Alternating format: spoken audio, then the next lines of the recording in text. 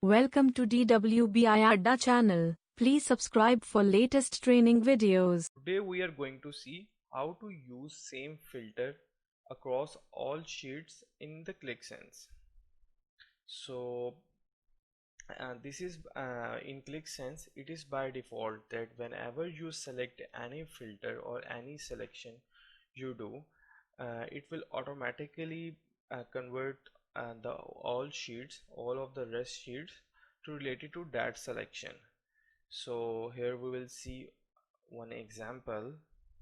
I have created a one dashboard and I want to show you the selection or filter criteria here.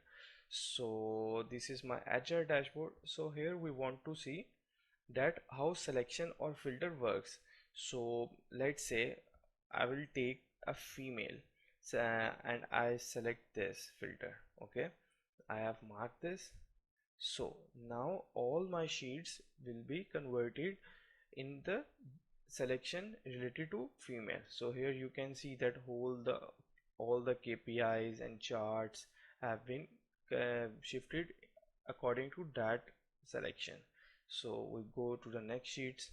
So you can see that all the data is showing according to the female. This is F, F, F.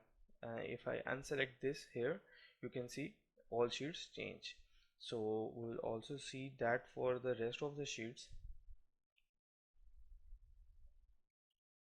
as I tell you before about this, and for the other sheets, look, all the data have been converted according to our selection. Look, here you can see the female, only the female related to data is showing to us. So here if we select male, all the sheets have been converted according to the male. So it is by default in Qliksense that if you select any selection, it will automatically convert into that unless you don't create alternate state and apply them for this apply them on sheets. It is by default that one selection in one sheet is selected for the all the other sheets. So that is how we can use same filter across all the sheets.